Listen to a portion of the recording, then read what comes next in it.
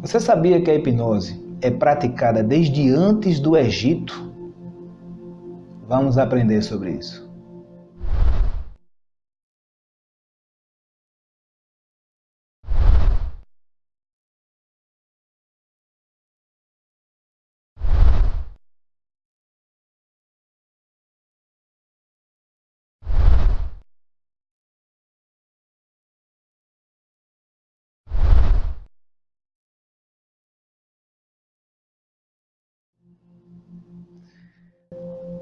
Olá! Hoje nós vamos entender um pouquinho da história da hipnose.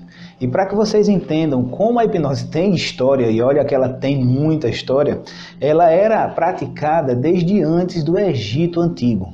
Na verdade, eu costumo dizer que a hipnose ela é praticada desde que o homem ele começou a pensar. Porque você pensando, imaginando, você já entra em hipnose.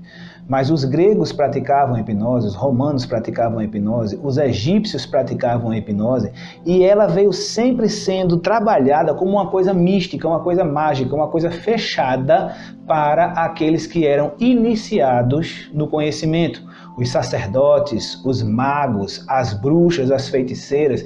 Sabia que na Idade Média muita gente foi queimada porque conhecia os procedimentos hipnóticos e foi queimada como bruxa, como feiticeira?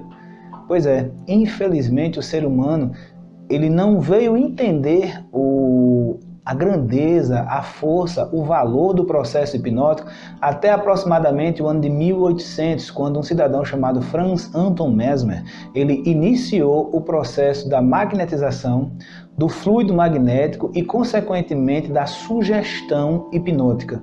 Na época, ele não sabia que aquilo que ele praticava era sugestão hipnótica.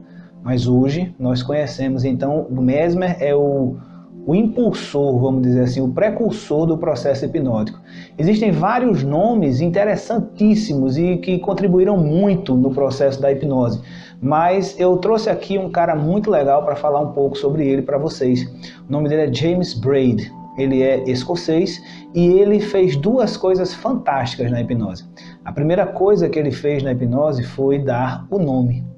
Ele, no início dos seus estudos, ele era seguidor de Mesmer e ele achava que hipnose era um processo de sono, que envolvia muito mais o sono, porque a pessoa fica lá no estado meio letárgico, meio desligado do mundo, e ele pensava que a pessoa ficava dormindo. Então ele colocou o nome hipnose, que significa estado de sono, em homenagem ao deus Hypnos, que é o deus grego do sono.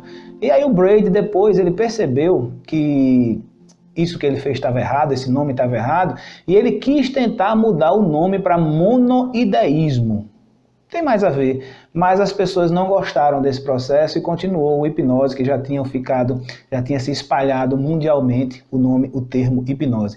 E o Braid, ele fez uma coisa fantástica para aliviar essa besteirinha que ele fez em relação ao nome, mas ele fez uma coisa fantástica na hipnose. Ele identificou que as pessoas podem ser hipnotizadas através do processo de fixação do olhar.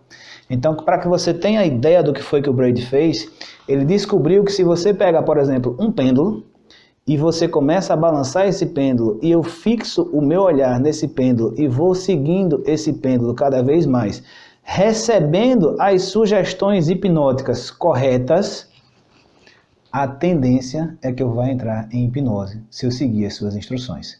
Então, James Braid, ele descobriu uma das maneiras mais legais, mais fáceis e mais práticas de colocar as pessoas em hipnose. A fixação do olhar. Ela não trabalha somente com o pêndulo, por exemplo. Eu vou ensinar no curso como é que vocês trabalham com o pêndulo. Mas ela não trabalha só com o pêndulo, ela trabalha com a fixação dos dedos, fixação em um ponto, fixação até em cima da cabeça, né? Você olhando para cima, assim na cabeça. O método de fixação do olhar ele é muito útil e a gente utiliza muito isso na hipnoterapia. A gente utiliza muito isso no dia a dia da gente como hipnoterapeuta. Então, esse é um pedacinho da história da hipnose que eu queria trazer para vocês. Espero que vocês tenham gostado. Qualquer dúvida, coloca aqui nos comentários. Qualquer pergunta você pode fazer e de repente a gente transforma a tua pergunta em um novo tópico para esses encontros da gente. E qualquer coisa, estamos aqui às ordens de vocês, tá bom? Um grande abraço.